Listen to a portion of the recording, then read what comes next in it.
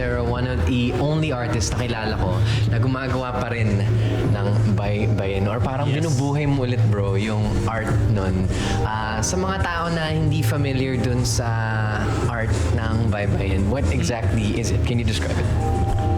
So, basically, nag-start ako na-inspire ako ng Japanese calligraphy kasi I worked as a designer in Japan, and part of my work there, I was required to take up Japanese calligraphy just to take in their aesthetic, their design process, ganun. So yung process nila is very ceremonial. Like everything in Japan, they give it much respect and love. So yung teacher ko, like, pag pa-prepare pa lang yung materials, like yung ink, yung pen, ganyan, like sobrang taas na respeto nila. May ritual sila sa paggawa ng art. Oh, diba? Like, pag-prepare ka lang ng tea, sa kanila, like, they have a ritual. Ganun din sa calligraphy nila. And so, while I was doing that, I reflected on my heritage, my pagkatao. Diba? Like, I can show the same love and respect to our culture. So, what I did was I went back home, I quit my job. So, I started experimenting with Baybayin, ganyan. Wow. So, yun. Pero initially, puro digital kasi my background is really graphic design and digital design. So, sa computer muna, lahat ng ginagawa ko. Then, I tried out sa actual brush and ink, ganyan. So, okay naman, gumana naman. So, yun yung background, basically. Yeah. Ang galing. So wait, let's go back. You have a background in graphic design. Yes. Like, did you graduate with graphic design? Yes. Visual communication sa Okay. Fine Arts sa UP. And yun, mostly about branding, graphic design, advertising. That's my real forte talaga. Yun na so nagtatrabaho ka na dati Yes.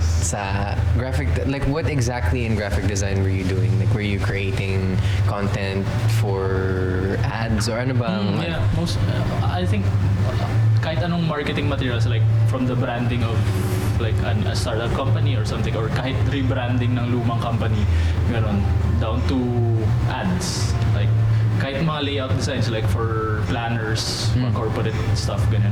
So anything graphic design related, ganun. So, Paano ka na padpad dun sa kwento mo naman yun sa Japan, so you decided to go there to travel, tapos? Actually, so most of my life freelance ako.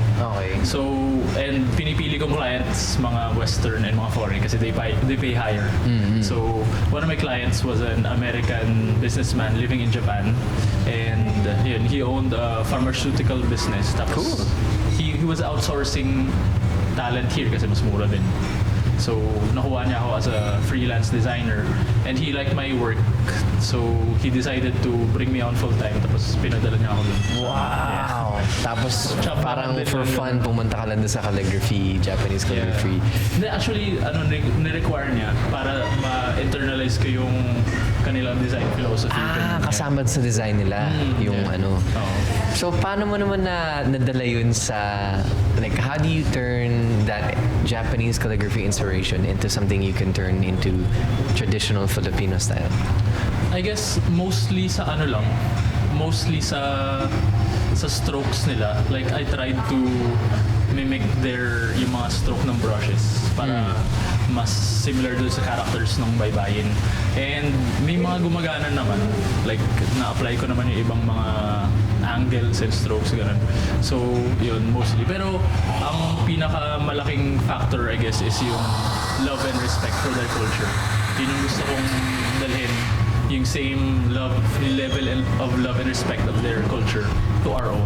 Paano mo napapakita yun? How do you express love? So, Yeah. pag gumagawa ka ng sarili mong art, meron ka rin ritual when you're creating a Baybayin.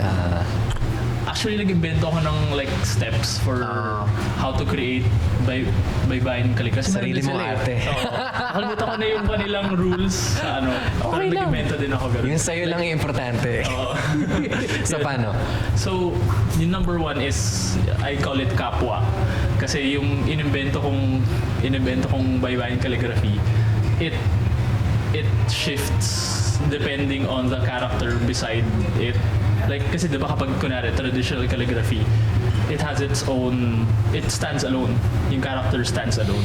Pero yung sa tinatry kong gawin, kung ano yung katabi ng letter, yung next letter, parang it conforms to the letter before it. So parang mag-angle siya ng konti dahil iba yung form ng letter, parang ganun. So yun yung idea ko of kapwa. Like kasi sa Filipinos, we are tight-knit. So family, friends, ganyan talagang close tayo sa ano. So yun yung idea of kapwa. So yung characters ay magkatabi and we conform to our surroundings, to our friends, ganyan. Ganda. Tapos, ano yung second? Yung second is kasiguraduhan. Yung kailangan, well, kasi it's a rule in calligraphy in general. Actually, you have to be sure of your strokes. Kasi if you hesitate, makikita mo yun sa stroke sa paper. Like, may konting, like, bako, may konting... One shot take lang yun, no? Exactly. One shot, ganun lang. Isang ikot.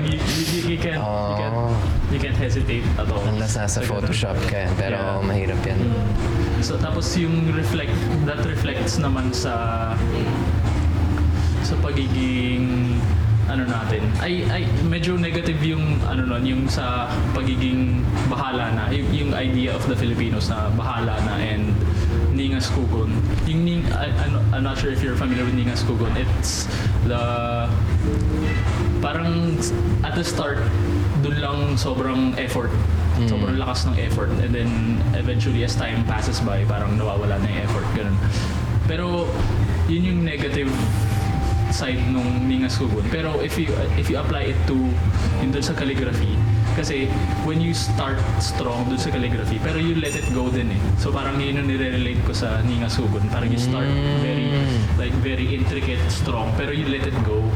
Parang sa dulo, you just ipagbahala mo na. Have faith. Yeah, have faith. Yan, ganun. Yun actually yung source ng bahala na is from the word bathala na. So, bathala is God, di ba? Bahala na, ipagpaubay mo sa Diyos. Ganun. So, lalim ng mga ginagamit natin dito. It's beautiful. Yeah, exactly. Yeah. Ano pa yung, that's number 2. Yeah. Kasing third is katuwiran. I call it katuwiran. So, the straightness and the pagkakapare-parehas ng direction ng characters. Kasi if the characters go all over the place, it doesn't look good aesthetically. So you have to make sure that all the lines are congruent, they go all in a same direction. So kahit pa-angle pa yan, straight, you must make sure na congruent and pare-parehas yung direction kasi it looks good. It looks aesthetics na yun. Yun na yun lang yung arte. Nilagyan lang ng meaning. Oo. Pwede. Pero ang nirelate ko siya sa Filipino trait of resilience and pagiging tuwid or straight sa adversity, remaining steadfast when faced with challenges, ganun. So yun. So basically relate ko yung mga rules na yun sa traits ng mga Filipino. Okay. Ang ganda. Ang galing. Thank you. Imagine mo, it's like just strokes of beautiful art, pero nalagyan mo ng ganun nakalalim na meaning. Lumalakas eh. Okay naman. Okay naman. Pero Baybayin kasi, Baybayin pala, sorry, is an old Philippine, calligraphy or written dialect in a sense. Yeah. Pina-follow mo pa rin yung methods na yun? Yung, inaral mo ba yung lumang dialect? What do you mean? Like, yung... Kasi yung Baybayin, correct me if I'm wrong, yung sa alam ko, na siya parang ancient Filipino writing or scriptures, form of writing. So, nire-research mo ba yun to be accurate with what it means? Or kasi parang dying art na siya eh. Yeah. Actually, yung pinakauna kong about it was just sa Google image search. I just looked up the Baybayin alphabet. Tapos, yun, I jotted down the chart, ganyan. So, nire-reference mo pa rin yung alphabet or gumagawa ka na ng sarili mo? Yun pa rin. Yun pa rin, kasi, okay. Kasi, nga. So, With traditional. Kasi, di ba, medyo outdated na kasi we don't have like letter C, letter J, walang letter Z. So, yun nga, yung lumang alphabet compared dito, parang kulang siya. Pero, yung totoong alphabet para I don't try to innovate kasi I'm not in that position. Like I'm not a linguist, I'm not an anthropologist. So I stay in my lane as an artist, as a creative. So I try to interpret the characters artistically in my own way. Ganun. Great. Ayun. So yun, I try to stick to kasi ang politics kasi dyan, ang dami din like different types of writing systems sa Philippines. Like there's the Surat Mangyan, there's Surat Bisaya, etc. And ang sa Baybayin daw is said to be sa Tagalog lang. So if you bring Baybayin, the term Baybayin to the Visayas, it's met with with resistance kasi they think it's another form of Manila imperialism. Well, we have our own Surat Bisaya, ganyan.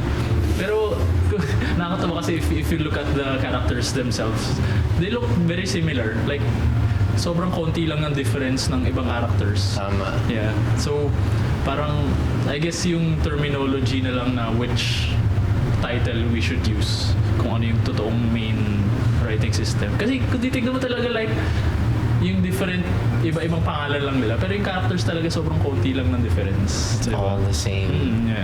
Sobrang Kasi, lang tayo eh. They want the separation, Oo, diba? diba? But, Which hey, is... hindi, gusto ko yung side mo eh. Kasi you're focusing more on the artwork as well as the meaning. Yeah. Not so much this is Tagalog, this is Manila Exactly. or whatever. But who cares? Sobrang divided na, sobrang dami na natin languages, dami na eh. nating groups, ganyan. Tapos, we should all come together na Yes. celebrate our own as one. Diba? Celebrate our differences but as one. Okay rin yun eh. Diba? Gusto ko tanong sa'yo, man. Hindi ko lang kung familiar ka, pero, well, having been in Japan, maybe you've seen this. Pero, meron mga wood artists dun. Yung mga ginagawa nila, they take different wood grains, they glue it together, tapos ginagawa nilang papel. Nakita mo na yun? What? Yeah, like, it's hard to describe. Anyway, yeah, they take different pieces of wood, they glue it together to form a pattern.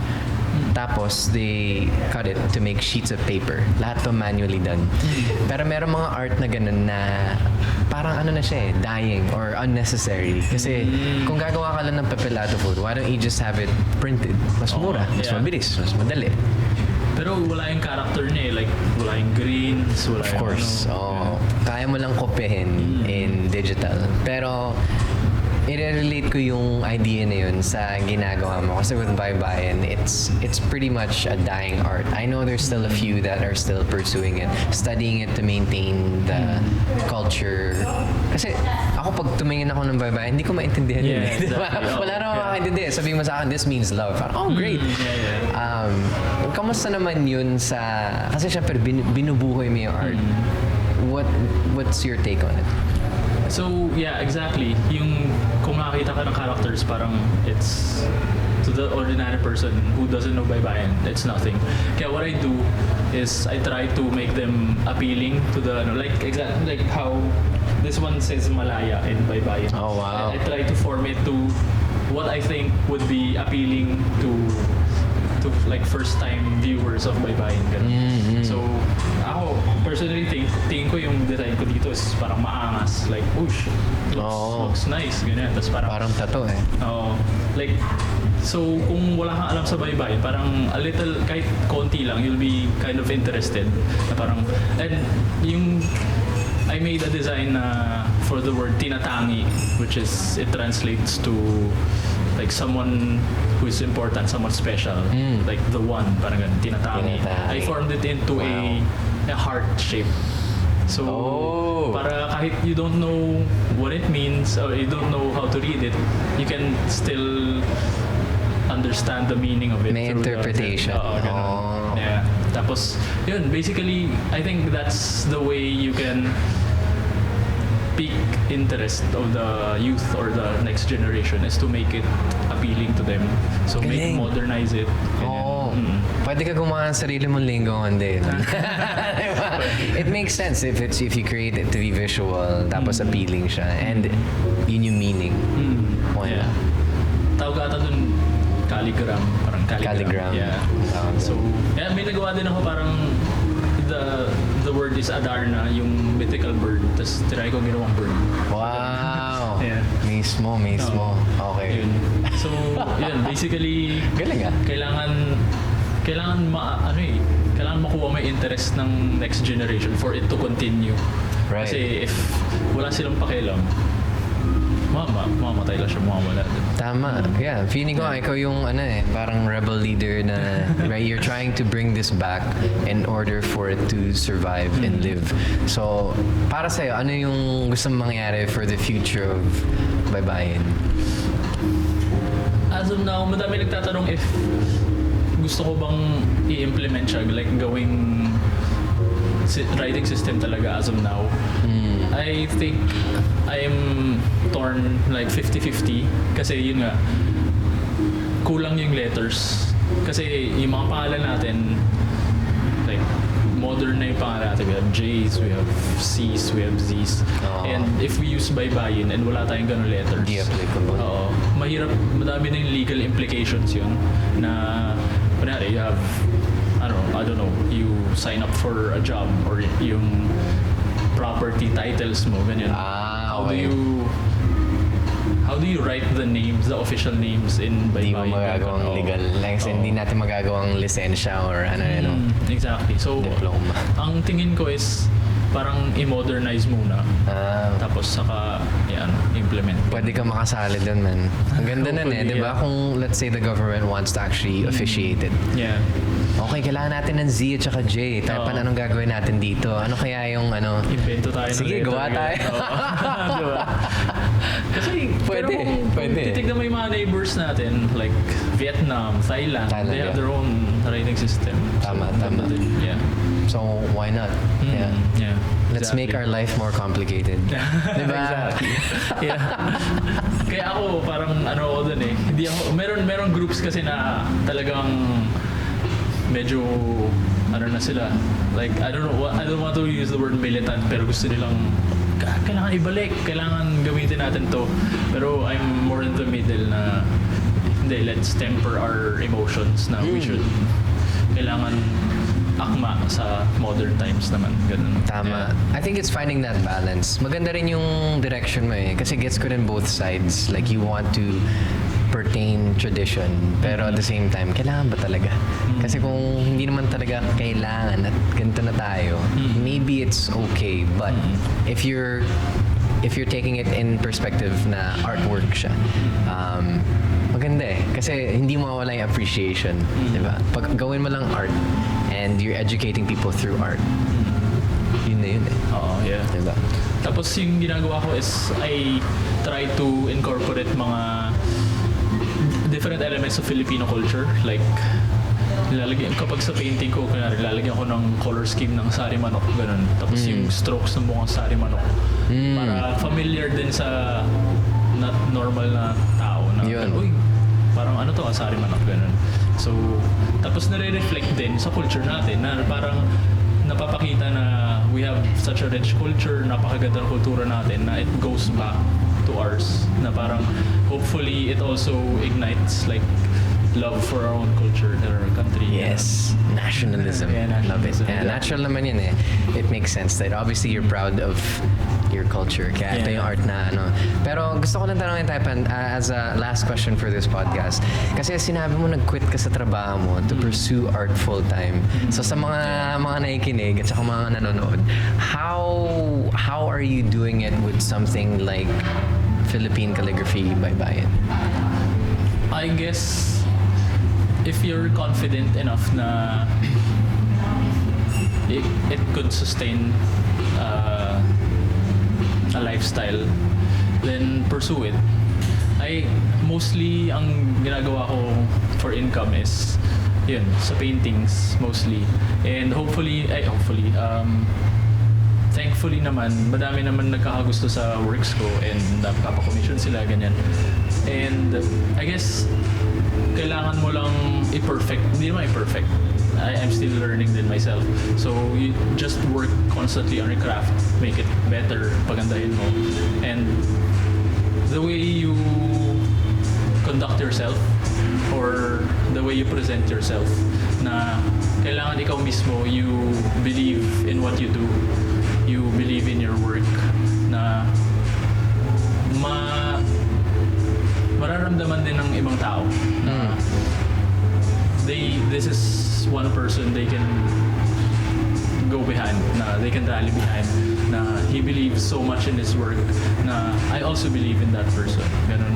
And I think that reflects sa work ko, na kaya nagugustuhan din ng mga tao. So, na-incline din silang to ask for commission work, ganun. So, mainly just work on your craft. Try to perfect it. Try to make it the best work you can make it. Tapos, it will show naman eh. And people will see eventually, hopefully. And they will support you then if they see na gusto mo yung ginagawa mo and maganda yung ginagawa mo. Ganun. Magaling ka. Malaking bagay yun. Brother, thank you so much, man. Thank you for keeping Filipino Baybayin alive. And Mabuhay ang ating kultura. oh, mabuhay. Alright guys, please check out Taipan Lucero. Buy his stuff. Ask him to paint something in... And actually, hindi nila masusulat yung pangalan nila, no? Pero anyway, random words. Check him out. Thank you guys. Thank you, brother.